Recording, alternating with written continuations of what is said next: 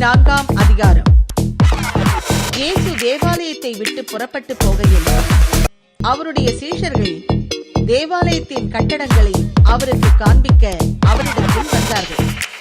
இயேசு அவர்களை நோக்கி, இவைகளையெல்லாம் பார்க்கிறீர்களே, இவ்விடத்தில் ஒரு கல்லின் மேல் ஒரு கல்லிராத படிக்கு எல்லாம் இடிக்கப்பட்டு போகும் என்று மெய்யாகவே உங்களுக்கு சொல்லுகிறேன் என்றார். பின்பு அவர் ஒலிவ மலையின் மேல் உட்கார்ந்திருக்கையில் சீஷர்கள் அவரிடத்தில் தனித்து வந்து, இவைகள் எப்பொழுது சம்பவிக்கும்? உம்முடைய வருகைக்கும் உலகத்தின் முடிவுக்கும் அடையாளம் என்ன?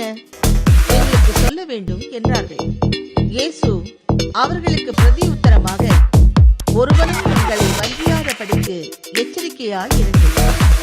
ஏனெனில் அநேகர் வந்து என் நாமத்தை தரித்துக் கொண்டு நானே கிறிஸ்து என்று சொல்லி அநேகரை வஞ்சிப்பார்கள். யுத்தங்களின் செய்திகளையும் கேள்விப்படுவீர்கள். கலங்காதபடி எச்சரிக்கையாயிருங்கள். இவைகளெல்லாம் சம்பவிக்க வேண்டியதே, ஆனாலும் முடிவு உடனே வராது.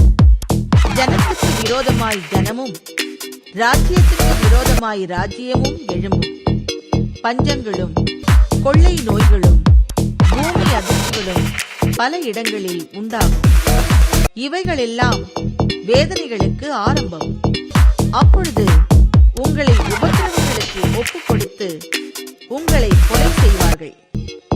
என் நாமத்தின் நிமித்தம் நீங்கள் சகல ஜனங்களாலும் பகைக்கப்படுவீர்கள்.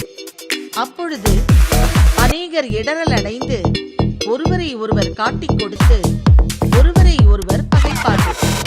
அநேக கள்ள தீர்க்கதரிசிகளும் எழும்பி அநேகரை வஞ்சிப்பார்கள்.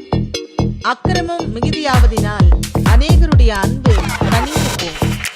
முடிவு பரியந்தம் நிலை நிற்பவனே ரட்சிக்கப்படுவான். ராஜ்யத்தினுடைய இந்த சுவிசேஷம் பூலோகம் எங்கும் உள்ள சகல ஜாதிகளுக்கும் சாட்சியாக பிரசங்கிக்கப்படும். அப்போது முடிவு வரும்.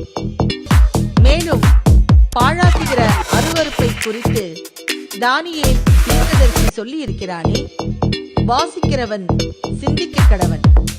நீங்கள் அதை பரிசுத்த ஸ்தலத்தில் நிற்க காணும் போது யூதேயாவில் இருக்கிறவர்கள் மலைகளுக்கு ஓடிப்போக கடவர்கள்.